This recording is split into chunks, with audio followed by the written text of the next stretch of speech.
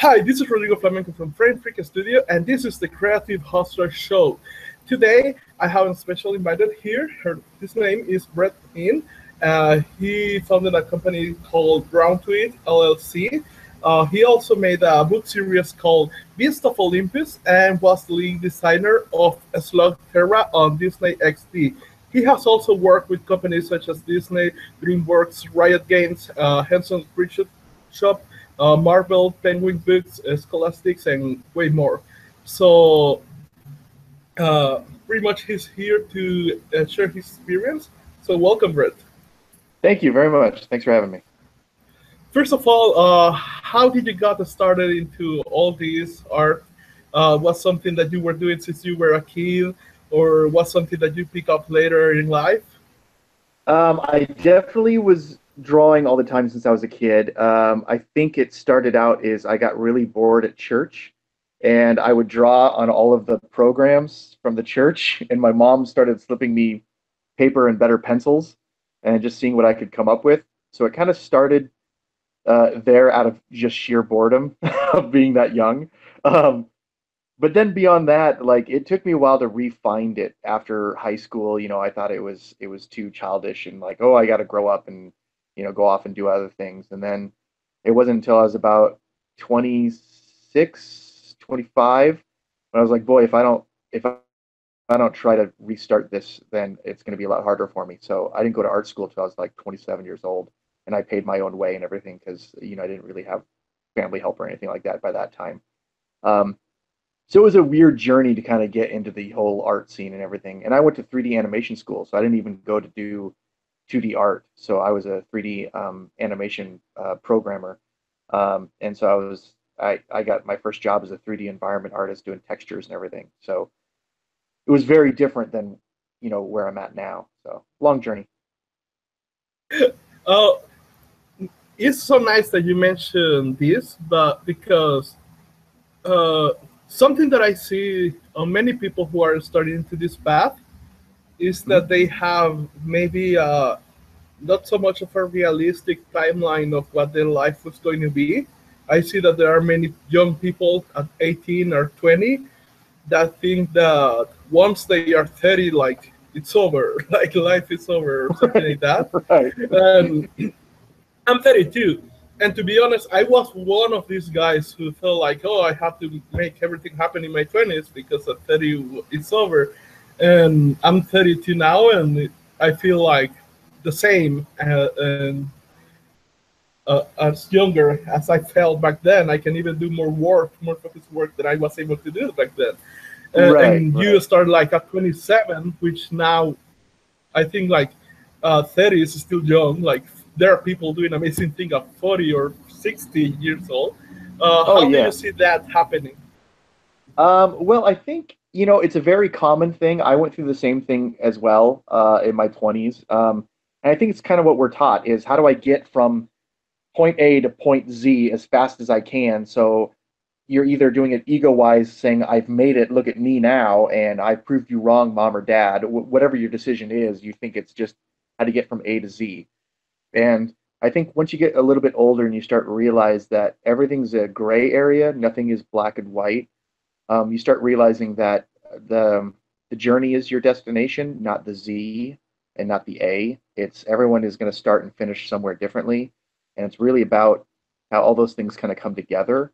Um, so for me, that didn't come until my 30s, and then now I am 40, and I go, man, there's so much more to take in, and uh, it's way more engaging at my age now than I cared about when I was in my 20s. Like I didn't know much, and now I don't worry about all the same sort of silly little things. So now it really is just breathing it all in, and everything affects your style, whether it be music or other movies you watch or other artists.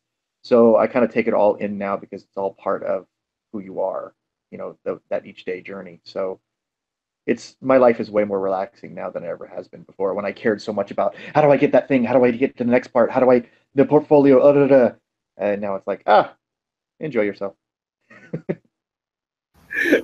Definitely.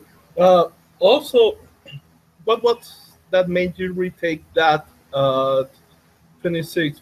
I had somehow of a similar career. Like I used Hmm. to draw a lot, then I like stopped doing it when I was in my 18 years old or something like that. Then pretty much a friend of mine invited me into a project that was about doing a cartoon, and he had like the skills, and I had like more business knowledge. And when I joined that project, I was like, "Holy shit! I have forgotten how much I love this," and I was able to Right. put more work because I was passionate about it. So, what was that made you say like I should go back to that? Um, well, I think you can only do so much of that soulless work where it really starts to affect you and it really starts to drag you down, and then you become very bitter as an artist. And I was looking at a lot of other people that I admired and looked at and went, oh boy, those are the people that I like, and then there's the people that are really burnt out and not very happy. And it's because they put a lot of their priorities in something they couldn't. Their goals were not their own. They're goals that are outside of themselves. Um, like you can have a goal of like I want to be a better artist every year, and that's something you can attain on your own, right? You can keep working hard and keep getting better, and then you can believe in that, and then you can keep improving. When you say I want to go work at this specific studio, you're putting your personal goals outside of yourself, so it's much harder to attain those sort of goals. So once I sort of realized and I actually read Bryan Cranston's book, I know the guy from Breaking Bad, and he actually talks about that in that book. And that's where it got very like, oh yeah, that's interesting. Don't put your own personal goals in life outside of your own capable hands. And once I realized that, because all that soulless work was kind of dragging me down, it was just small little steps to steer myself differently. I'm not one of those guys who can do everything like all of a sudden cold turkey and then just go, I'm going to go head this direction in 180 degrees. I have to do little things to sort of correct my boat to be sailing the right direction. So it was a lot of just back and forth until it felt correct. And then, like, okay, now this feels good. So it's a lot of introspective thinking and a lot of, you know, thinking about what path you really want to be on. Because some people, if you're just sort of making artwork to be a portfolio piece, it's it starts to become hollow after a while because you're just chasing something that's not art related or something that you believe in. You're just chasing a job, and they come and go so easily nowadays that we have a global market. So I don't worry about myself like that anymore. Something that you mentioned about that, like the soulless work. My first two jobs were in an area that most people in my country, when they came, when those jobs came here, when those companies came here, like most people in my country were like freaking out, and everybody wanted to be there. And I Hmm. got to be one of the in one of the first teams that got into those companies, believing like, hey, yeah, I got this amazing job that everybody here wants, and I Hmm. completely hated it. I wasn't able to do more than 6 months. Like at the end of 6 months, it was like, okay, I'm having suicide thoughts. I have to get the out of here. It's However, really bad sometimes, yeah. yeah. However, that I even recommend many people, like especially in the art industry, to go and to take a job that they really hate to the very bone, because when after that, when they do what they really love, like they are going to be so much more grateful. Oh, Did right, that is true. something like that happen to you? Oh, definitely. There's been so many jobs I've done and just went, boy, either like still even in my career, I still every once in a while will do one and go, oh man, I really shouldn't have taken this one. All the way down to like my first jobs when when I was cleaning tables and I when I quit being a 3D artist, I moved my wife and I to California to restart my career, and we had no money because I didn't have a plan. So my first job was going from making games with Sony. I was making Siphon Filter and SOCOM Navy SEAL games. And my next job was GameStop. I worked as a regular assistant at GameStop selling the actual games I had just made over Christmas break. People would walk in and they're picking up my game and I go, "Hey, yeah, I was an environment artist on that." And they just look at me like, "Whatever, dude." So it was like I've had that disparaging like the opposite side. Nothing bad about GameStop, but when you feel like you've already sort of worked your way into the system and then find yourself back in the middle of it, it was a rough, humbling experience to go back and go, boy, I never want to do this again. Let's learn from this and then never do it again. So, And how did you got back into the industry? How do you, first of all, why did you choose like to quit 3D and to go into D? And then how did you got started into that again? okay. Well, I quit 3D because it just didn't. It was my foot in the door. I like to say, get your foot in the door so you can kick it down later. Um, it's a hard industry sometimes to get into, and that was the place I could get in. But then I started getting pigeonholed into that to where the company I was working at didn't want me to leave that position. So I kind of went back and forth saying like, hey, do you mind if I work, 50-50? Can I do concept art and then switch, and then go back to my 3D job? Because I really just wanted to draw. I didn't want to do 3D. It's just not where my passion lies. But it's where I found my job. Um, and they kept saying, no, we want to keep you as a 3D guy. And then I had to finally, at the last stage, I had to just upright and quit, or else I'd never be able to restart and be a 2D artist. So that's when I just outright quit and moved my wife and I to California. Thank goodness she was all okay with that. Um, but it was a tough transition. But every day I would come in and I enjoyed 3D, but I knew it wasn't where I wanted to be for the rest of my career.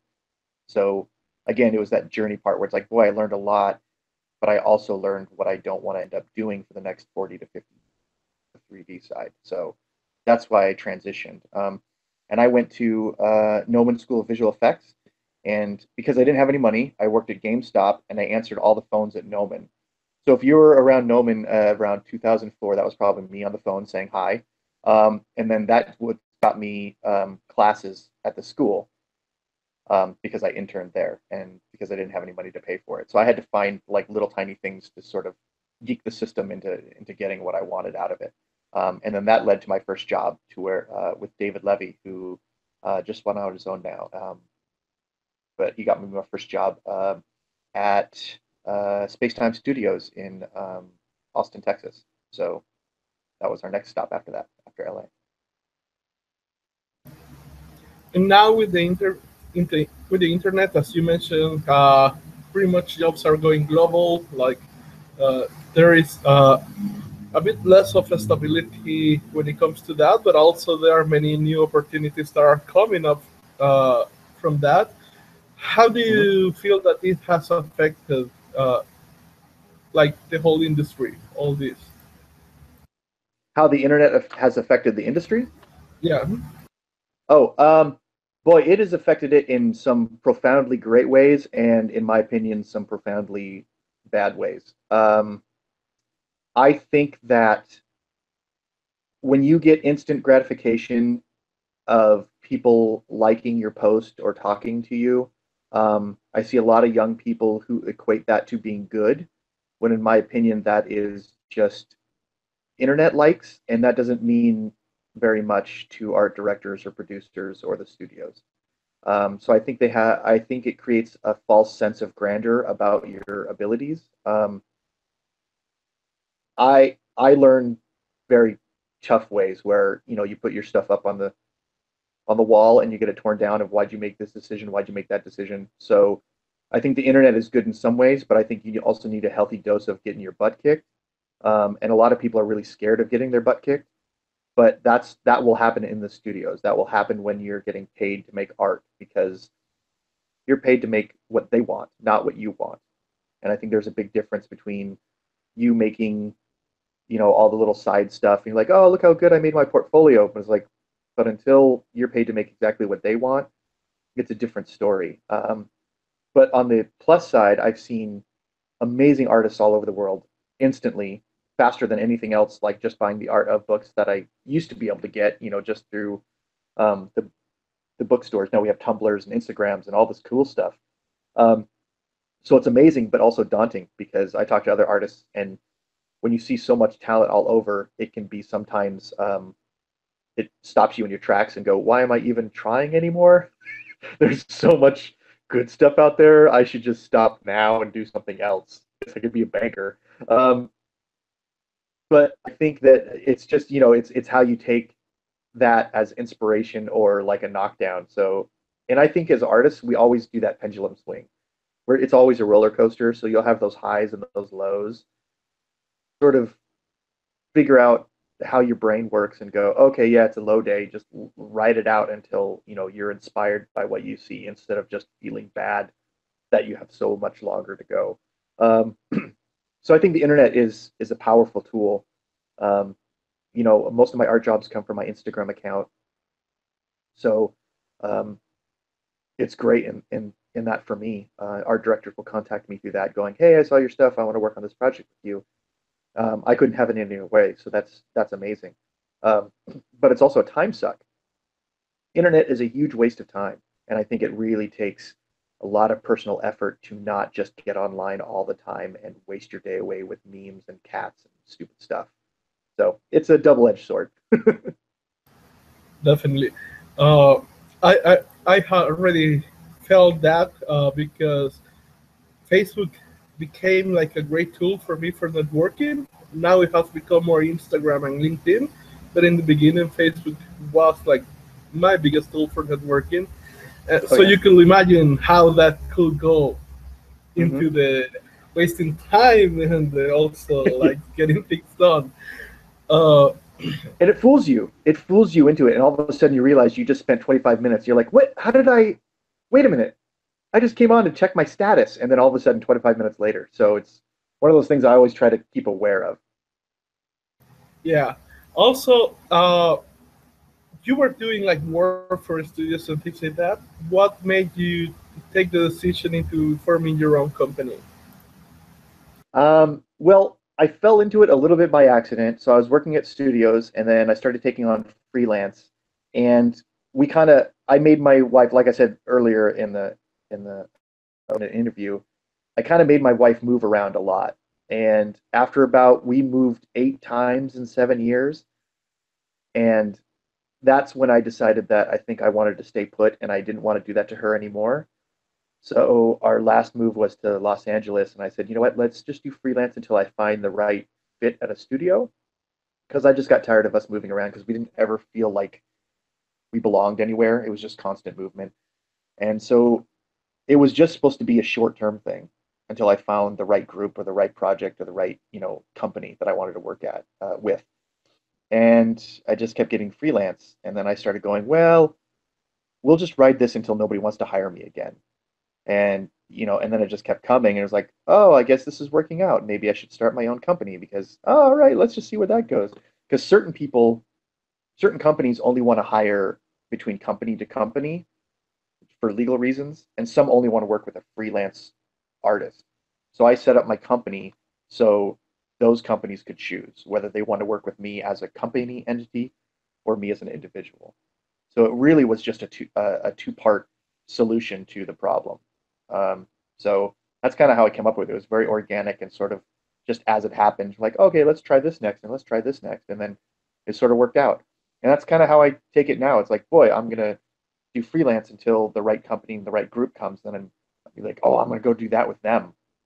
I still want to work overseas. That's still something that's definitely on my list of bucket list items. But yeah, so I'm just playing the freelance game until the right stuff comes along, and then move on from there. So I try to keep open mind. Nice. Also, Stephen Silver mentioned that because of all these changes, internet and people being able to compete with many other artists, that it was more important than ever that an artist should learn a little bit about business, how to pitch, how to sell themselves, which I think that for many artists, like this is something hard because like trying to become a good salesman on itself, it's something that can take a lot of time of you and practice, and also art is like something very consuming. So I Yeah. see that there are people who cannot like handle both of them. How were you able to do that? Trial by fire. It's just making a lot of mistakes and jumping in and being in a very, yeah, being over my head. like basically drowning and trying to figure out how to survive and live. Um, I signed a lot of papers, and then you sort of do what you're tasked to do, and then you mentally make notes going, "Oh, I'm never going to sign that again," or "I'm never going to do that." You know, each thing is a learning lesson, and you have to do it because you signed on for it, or your word is basically the only thing that goes with you is your word.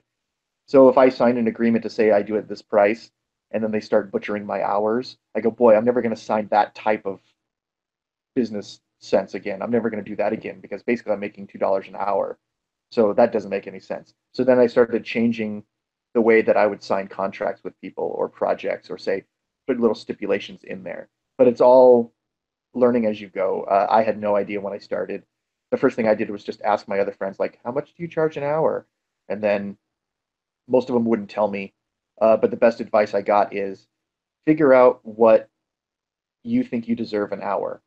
If you throw out a price to yourself, if that seems too high and that scares you that you're not going to do a good enough job, lower it. But don't lower it so much that you can't, that you become one of the people to kick around. You're like, great, let's hire this guy because he only costs $2 in a cheese sandwich. So you find your little balance of what you think you're worth, and then you can feel comfortable doing the artwork for that. But it takes a while to sort of figure out that gauge. So to me, I didn't read up on anything. It was just one of those. All of a sudden, people start calling you, and then you have to start making the stuff up as you go. But that's like the artwork too. Most every assignment I have, I don't know what they're going to give me, so I just have to start making it up as I go, and then you start learning afterwards. Like, oh, okay, that was wrong. That was right. That was right. That was really wrong. So Also, on this framework, what do you think works best for most companies? Like, does the model of paying per hour works for most, or maybe the price per project or something like that? I have like right now I have clients across the board for each one of those. So I've got one which they came up with a price because they had a budget already. So some projects, if they're not greenlit, they're just putting money in from the company side, but they don't have a lot of money until it's greenlit. So they say, hey, we're going to pay you X amount to do this many drawings. And it's up to you to say, oh, is that worth it? Is it good to start building a relationship with this new client? So everything is sort of a give and take. Is like, okay, do I need the work because I have nothing else to do it? My old teachers used to call that beer money, where it's like if you have nothing else coming in and some guy comes up and says, I'll pay you $200 to do this, this, and this, that's up to you. You don't have to take that, but you can go, oh, I'm not doing anything. That's beer money. Okay, yeah, sure, I can do that for $200.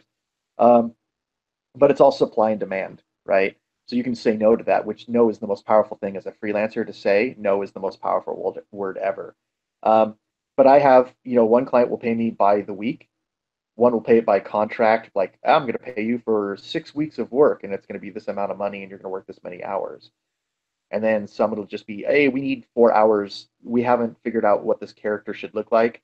We only need 4 hours to see if this is the direction we want to go. So then it would be just a 4 hour job. So it really, I still to this day, I have steady work across the board in all the different scenarios, weekly, hourly, or by per project. Like the children's books, it's by per book. So Also, how did you got to your style of art? Like, this is something I think a very old topic about that you have to find your voice or your own style, things like that. What was the process for you to get to your own style? um, I would say my process was I was very concerned with it through my 20s. I was very concerned because I thought that's what was the important part was, boy, I got to find my style and my voice, and so people pay attention to me, and so I'm known for something. And then once I got into my 30s, I realized that, boy, every single thing that I take in has altered my style in some way. So it's no longer, I don't care about style at all. Um, it's whatever I'm influenced by because it's constantly changing. The year I'll see, the first time I saw Secret of Kells, all of a sudden I was like, boy, I want to start playing with those flat shapes and those textures and da da da da. And then that started to work its way in, and it morphed because style is basically, I think it was, I apologize to the person who said this. I think it was Neil Gaiman, but he said style is just your version of the world said wrong. because basically you're trying to say your point of view of what you see the world as, but it's always wrong because it's just one-sided. So it's just your interpretation of the wrong side of the world. Um, so to me, I quit worrying about style because it's always evolving. I would hope that in the next 5 years, I'll have taken in more ideas from music, TV, film, artists, everything around me that will change yet again and always evolve. The last thing I want to do is just draw the same thing over and over again for 40 years. That sounds, to somebody, that might sound amazing, but to me, that sounds like utter, I would not want to do that. That sounds awful to me. So to me, I quit worrying about style because it concerned me too much. And now I just draw and I stop when I go, this works. This fits the mold of what I think is good design or fits the mold of good colors. And I just move on. I don't try to do it until it fits a certain way or a certain style. So Also, going back on what you say, like the most powerful word is like no. Uh, mhm. Yesterday, I had like a bit of experience. There was a client that got referred to us, but this client at the end he showed that he didn't have much experience of doing like animation projects, um, and he was like he was having some insane times. Like pretty much, he went to us like at 10 in the night, and he wanted everything done for tomorrow morning. So it was no, like this sounds like all my instincts start like yell no no run for the hills like run for your life and and yeah, like we discussed it with my partner, and in the end he had the same kind of instinct, like no, like if we do this something told me that this is going to be hellish. And at the Yeah, beginning he was like trying to still like impose himself, and the moment we say like look, we have too little information and there's too little time, we are not going to be taking this project. I don't think it will be the responsible thing for us to do. And the attitude of the client changed immediately. Like now he was like trying to beg us, and I was like trying to say no in polite ways, then in more direct ways, and at the end, like he wasn't getting the message, so I pretty much ignored it. But wasn't the first time that I saw this. That the moment I say no, like a yeah. complete reversal on the other side. Uh, how did you decide like which projects to say no to, and which ones to say yes? Well, at first I took in everything because I had no idea if I would ever have another job again. So I said yes to everything the first couple of years just because I'm like, oh my gosh, I have to say yes because I don't know. Um, and then you start realizing, like, once you start saying yes and you get stuck in really bad situations, or you're really just beaten down by the process, or it's not enough money at the end of the day, where you're like, well, that's not worth not seeing my family and friends and having a life. You start figuring out where your line is. Everybody has a different line, and of course, it moves constantly. You know, now that I have a son, it takes a lot for me to work on a weekend. But I give him that option. I just say like it's going to cost this much to have me miss my weekend with my family. But early on in the career, I'd say yes to everything. And sure, I'll work the weekends. Yes, I'll just eat top ramen and Mountain Dew. I'm totally fine. Yes, you know, you'd find anything that you could do. Um, but I think just as you mature, you sort of figure out where your line is, and it's easier to sort of match that because you start trusting in the system and yourself to say like, oh yeah, another job will come. I don't have to take this one. I can say no to this one.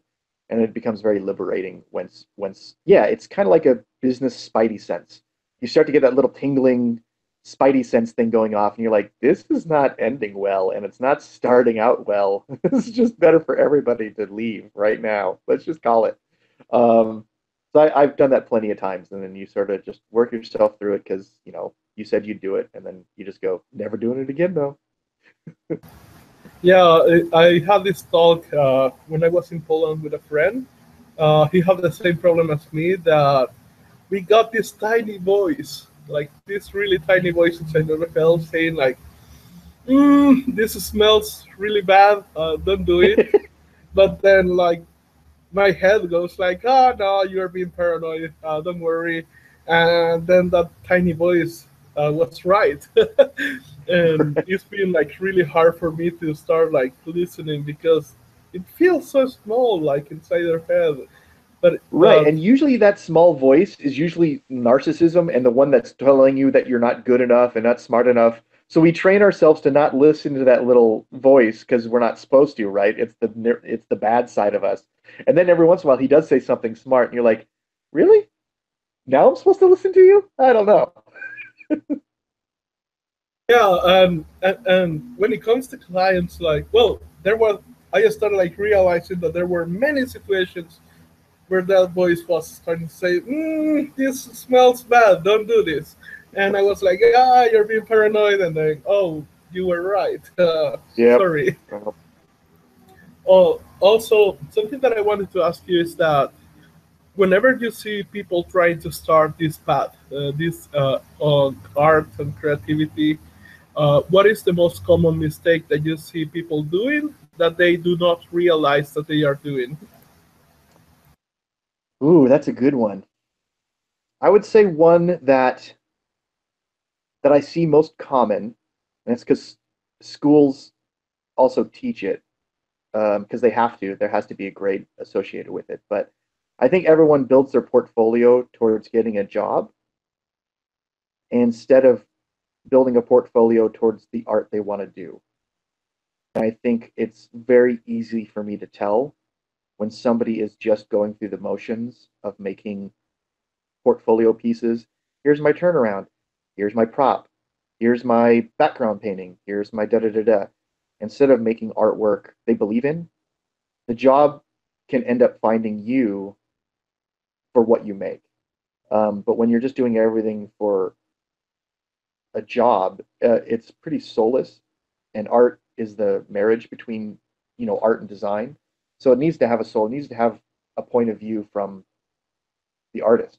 And largely, if the point of view is just get a job with a portfolio, it's a very weak point of view. And that's what I see a lot of people do. So I do a lot of the conventions at San Diego, CTN, a lot, and people come by with portfolios, and mostly I can just point out and go, "Oh yeah, you made this piece of art. You should just try to get a job. You didn't make this art because you enjoyed it, or you're passionate about the subject, or you really like the idea behind the storyline." I can always tell the difference when somebody's, "I'm going to redesign Harry Potter because that's my assignment in school," compared to one guy who goes, "I'm going to redesign Harry Potter because it would be awesome as an animated film." There's a difference between those two points of view. That motive that they're going for. So I think it's a might be a little bit more subtle than the regular stuff. Than people just never have enough practice, getting better and doing bigger studies and all that kind of stuff. But that's what I see in portfolios is a big discrepancy between making the art you believe should be out there and then just making a portfolio piece you think Cartoon Network will hire you for. Also, on this topic of the schools, uh, I ended up being not the best students of all.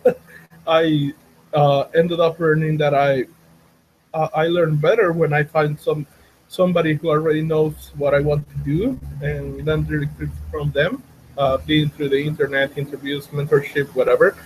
Right. I did went to universities. I did went to school most of my life. Something that I believe that there is bad, at least with the school systems that I went to, was that they make you believe that there are many things that are important. Then when you come into the real world, like they are not important at all.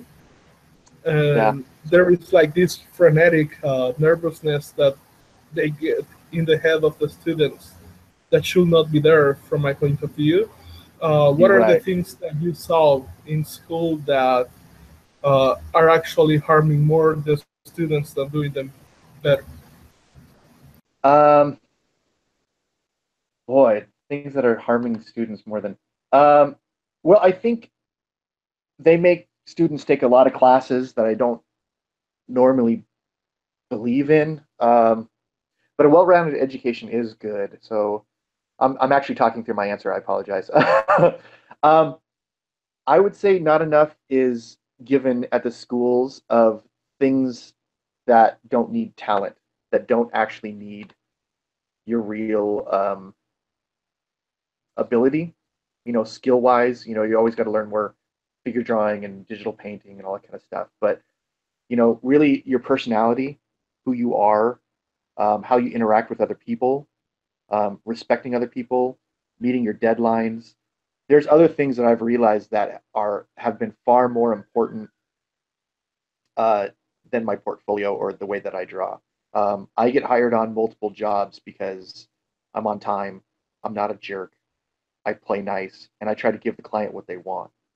And I don't think a lot of that is addressed as much as I think it should be compared to the skills training where you can give an A, B, C, D, or F grade to a lot of things. You made a portfolio.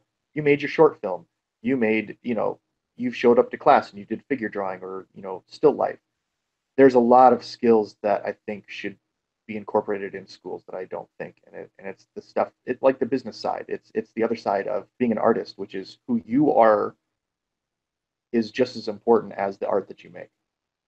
We no longer, because we're a global economy and we're everywhere on the internet and social media. There's so many other things that you have to juggle now being an artist that I don't think was as high a concern as just being shoved in your closet, in a Disney closet doing animated films. It's really changed a lot. So who you are as an individual and how you're presenting yourself online will follow you forever now. And that's a new thing that has never been before. But there will be traces of everything that you put online. And that's what I told my students at Noman was watch how you interact online. Watch what you say online because there will always be some remnant of that. And who you are as a person is the only thing that's going to last forever. That's the thing people are going to really remember. That one image, maybe it wasn't as good to that person or whatever, but how you interact with the world online, there will always be a version of that somewhere. So you kind of have to watch yourself. And I just don't think schools are utilizing that is a very important thing. As these kids are now born with the internet, they're born with it. Luckily, I was not, so I still have the old school. We didn't have any of that stuff. I had to learn about that later.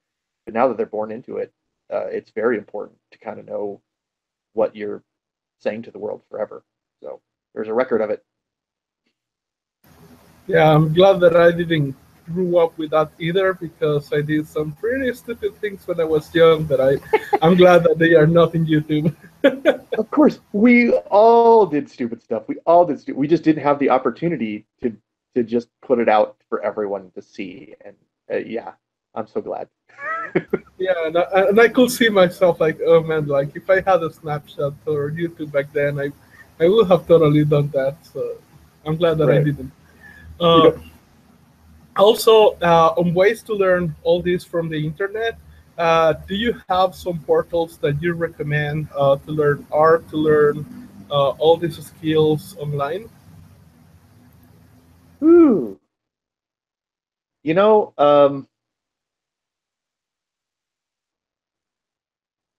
that's a tough one on me. Because I think unless you have some sort of real interaction with other artists or a teacher or a mentor, I think it becomes very stilted if you learn nothing but on the internet. So the internet, whatever screen you're looking at, until we get VR in the right spot, everything you're looking at is a flat screen, and you're training yourself off of somebody else's artwork or ideas on a flat screen.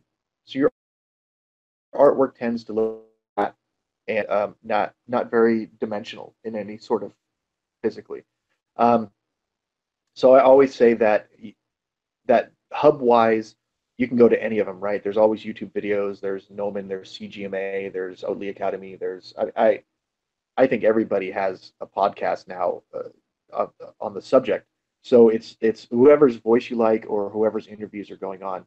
But I say what you get what you put into it.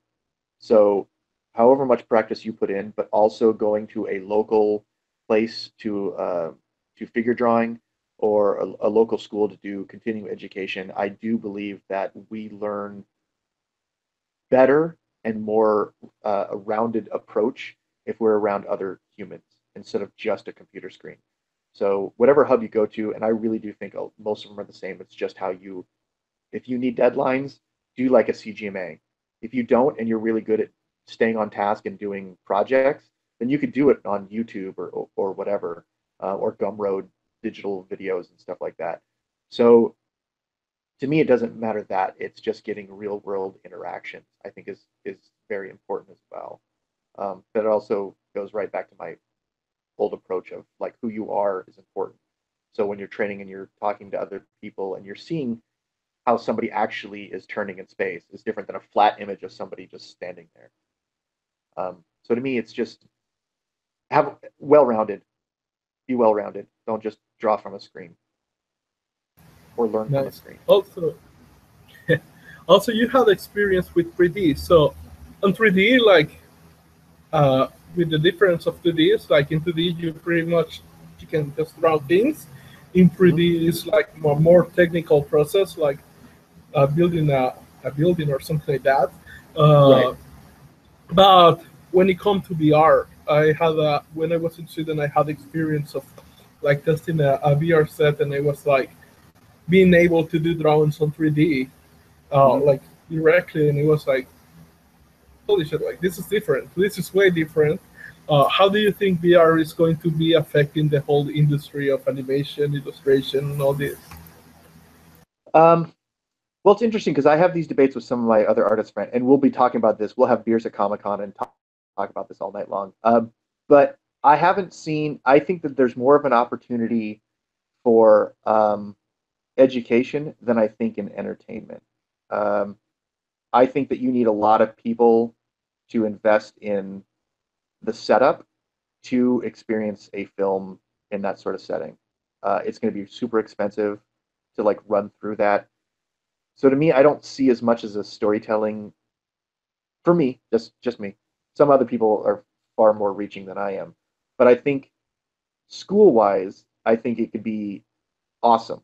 I think having a model there that you can walk around for people who can't get around at schools or want to go to a certain school and learn from their teacher, and their virtual reality teacher is there, and then you get to walk around the model to see how that entire person is standing. That can be awesome. So I think that that starts to bridge the gap between a flat screen surface, like drawing from a picture, and actually seeing something in 3D. And you start to see how they stand and their weight is different displaced on the right leg compared to their left leg because you can walk to the other side. So I think education-wise, I think there's some really awesome things that VR has the potential to do. Entertainment-wise, I think it's cool. I've seen some of the stuff and I've seen some of the painting programs, but I think like if you were to set up a stage for a theater or a Wes Anderson film, because he makes everything look like it's on a theater stage, I think you can do some really interesting, compelling art to sort of do animatics for that. But I haven't seen anything that makes me go, wow, this is going to be another whole venue art-wise that is going to transcend the next generation. But that's also because I haven't seen it yet. So it's not that it's not being worked on or done. I just see it as a learning tool, especially my kid's only 3, but I think of him as like, boy, college is not going to be there. He's going to be in a virtual reality booth and he's going to be, doing all of this kind of stuff with, learning from teachers all over the world. So instead of just, you start setting that up and then it's amazing. You go, wow, you could actually be in class in Vienna and then turn around and your next class could be in Africa and you're learning from, mentors from all over the world. That makes me jazzed. So that's where I think it could be really awesome. Definitely. Like even for me, I come from a very poor country, so we didn't have like these amazing opportunities when it came to learning stuff. But we did have the internet, and this did play a huge part in our education. And yeah, when you put it that way, like thinking like what we had with this, but in Yeah, a but you have VR a whole setting, like classroom would be and you're with the other people and I mean, I just think that there's an opportunity for people to feel much more engaged in their education. So yeah, I agree with you. Yes, definitely. Also, this week is the Comic Con, and I see that there are many artists who are like having a lot of work to do, including yourself, in order to put it there. Uh, which are your favorites events to go to? What are my favorite events to go to? Man, you're asking somebody who's been doing this for like 10 to 12 years. We all see the same people and over again. So it's, it's a little same old a little bit, just because we're so aware of everything that's going on. I would say the newest ones that I get jazzed about because I don't see as much, Monster Palooza. I have affinity for monsters and crazy stuff and special effects, and that's here in Los Angeles. They have two shows, and so I enjoy going to that one because it's usually not anything to do with my type of art or animation. So I enjoy it because it inspires me in a different way. Designer Con is another really good one where it's more toy based and more designer side. So I really enjoy that one. Yeah, I've enjoyed all of them over the years. They've all been really awesome. But those are probably the two newest ones where I'm not as familiar with it, so it's a little bit fresher for me. So 12 years of anything starts to sort of, eh. Yeah, in our case, our first big event of this kind was CATNX last year, and everybody told us that there was way more people than previous events last year. So for us, it Nice. was a bit crazy because there was a lot to take in. Like in the beginning, we were like with all this energy, oh, we want to see everything, and at the end, we were like really tired, like, oh man, like, It's exhausting, right? It's exhausting. especially the first time. Yeah, yeah, yeah. It gets So easier what from are here on out. You'll be fine. yeah, definitely. Once we got like a better understanding of how it worked, like on the third day, we were able to do things way better. But at the first 2 days, it was like completely overwhelming. uh, Yep. on that topic, what will be the recommendations from you to get the most out of this kind of events? Are you talking about as somebody with a booth or just somebody walking around? Both. Both. Oh, all right. I'll answer two parts. So for walking around, if you're basically if you're looking for a job or feedback, I would never go looking for a job. I always went, always went in mind to network, not in a negative way, like schmoozy sort of way, but just go, oh, I want to go up to the artists I admire or the companies I admire if they have a booth, and just say, hello, my name is Brett Bean. I want to be a character designer. Would you mind looking at my portfolio and tell me what you think? Good or bad, I'm just looking for some feedback. That was basically my pitch. So you want to be precise because the people behind the booth, they're talking to somebody every 30 seconds, right? So it's tough when you walk up and you don't know what to say or what to do. So I usually have a just that's my pitch, and then I go up and I show my portfolio, and I would say that one of my friends now, I won't name him, but one of my good friends now, he was the first person I went up to with that idea, and he ripped me apart. He was having a bad day, mind you, but he destroyed me so much that when I went back to my wife, she's like, "What just happened to you?" And it was just like my world had ended. It was just like, "What is this? This is crap. This is crap. Why did you even put this? Why are you showing me this portfolio?" I was like, "Oh my god, this world is ending." Now we're good friends, but I always bug him about that. um, so I'd say just go in with trying to get some good feedback and try, go up to the people that you admire and like. Um, but really take away that whole like I need a job sort of vibe. Everyone needs a job, so really try to figure out what can get you to the next stage, which is what do you see in my portfolio and what can I do to improve it. That goes a long way with the artists because they're spending their time and their mental energy on you, so that helps out if you're just walking around. Um, on the other side of the booth, be prepared with how much your stuff is going to cost and what you want to present to people. Like, most people won't know who you are. So, what is the image that you want to sell yourself at? Like, how are you presenting yourself? Are you a character designer? Are you a comic book maker? Are you a visual development artist? Are you, whatever it is? Because as they walk around, they need to quickly go because they're seeing how many booths a day. It's insane, right? And it's all glossed over by the third day. It's you can't tell what sign is what. So you need something that sort of says this is what my booth is about, and then be presentable. If you are not a nice person in person and you're not good with people skills, don't get a booth because that won't help you if you're really bad at talking to other human beings. Try to find another way, but you can work on your personality. You can work on who you are and how you interact. Most of my freelance stuff comes from either online or at Comic Con. You know, an art director will look at my art book and go, "Oh, I like this." They'll buy it, and then they come back later and they say, "Hey, we really like your design sense. Let's work on this project." So, how you present yourself is right off the bat. So, and it's up to you. You know, there's no right or wrong, but you will garner attention. And what sort of attention do you want? If you're screaming at the top of your lungs, "Hey, come see me! I make comic books," you're going to get a certain type of person. If you're looking for art directors, they usually I've been art director before. I would walk away from that person screaming. But it worked for some people. But I go, I don't want to work 14 hours with that person. You know, so you're always sort of presenting yourself, and so always kind of be aware of that. Nice. Yeah, actually, something funny on CTNX that happened was that we saw like an artist.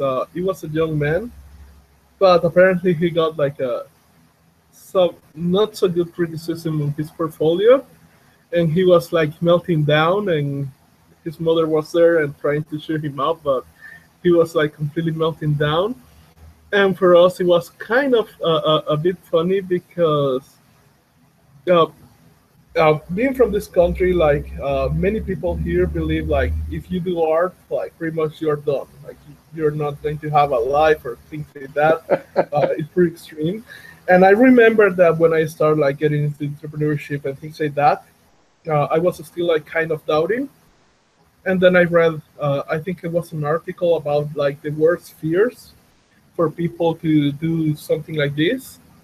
And Mm-hmm. I started reading all these fears, and it's like, huh, this is already my life. So that Right. made me fear, and I think that was like kind of for unfair advantage because we are like all these negativity things, like we had been dealing with them since we were a kid.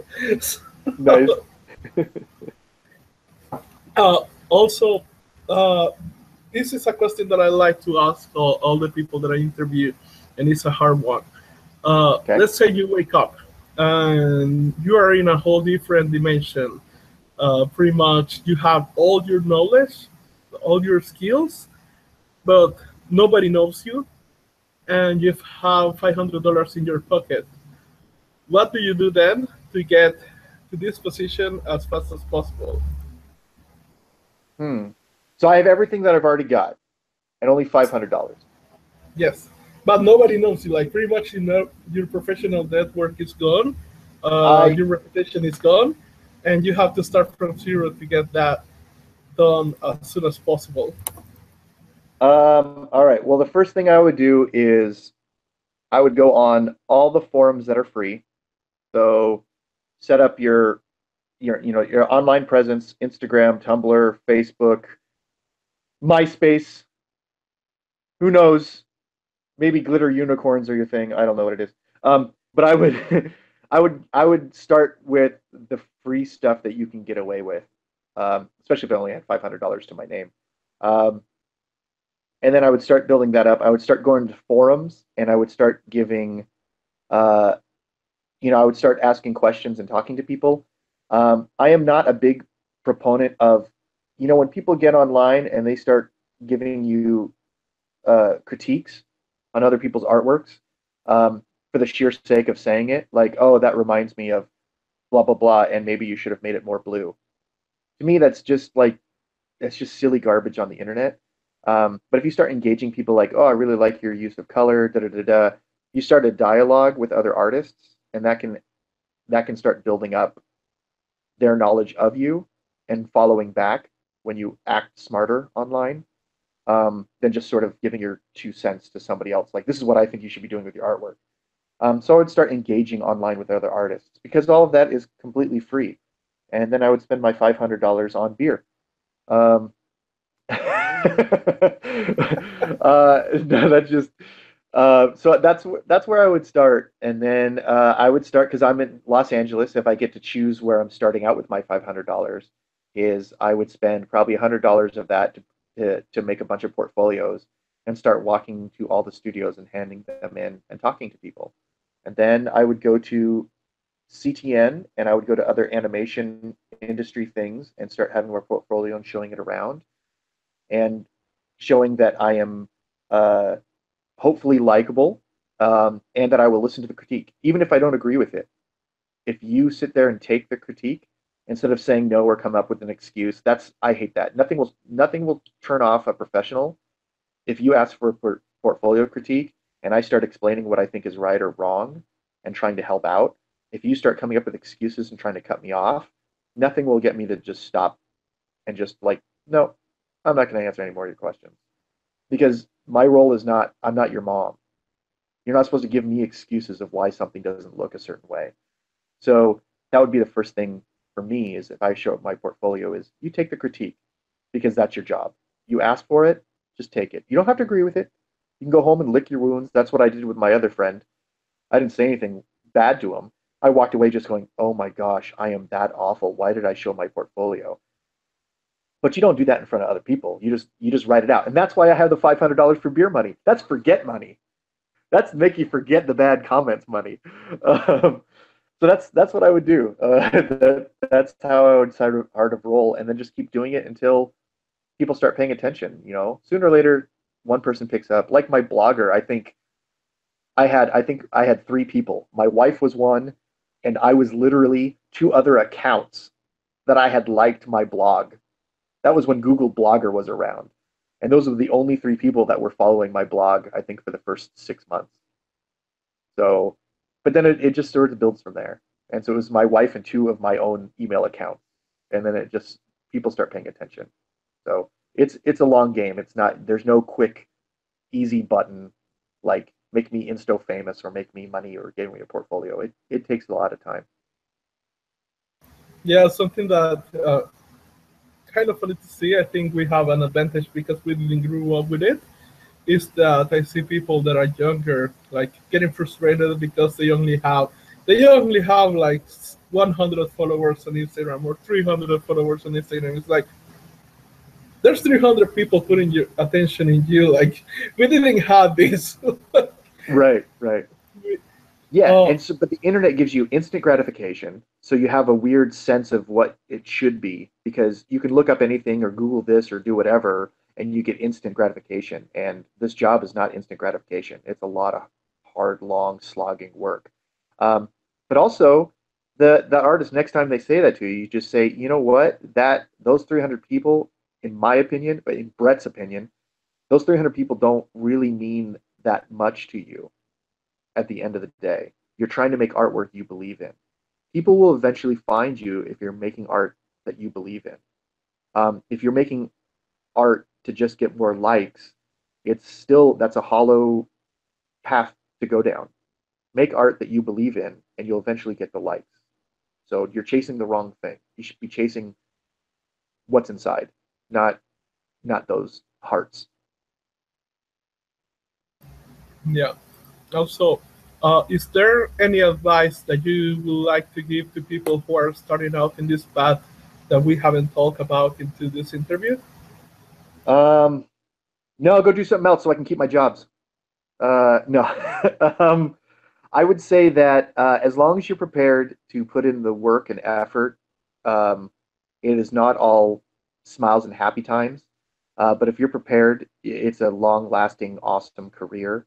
Um, yeah, that's a tough one. It's a lot of practice and a lot of downtimes. You'll have to pick yourself up a lot. So it doesn't matter how many times you get knocked down; it's how many times you stand back up. Um, Even to this day, I still get those days where I get knocked down, and then you just have to brush yourself off and stand up. So if you can learn how to do that,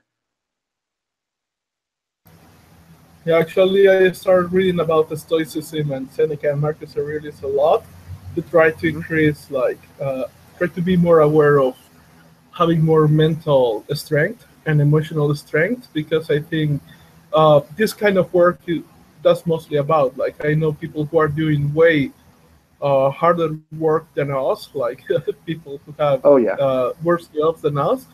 And I think that when it comes to the practical side, like sitting in a computer, like that's not too hard.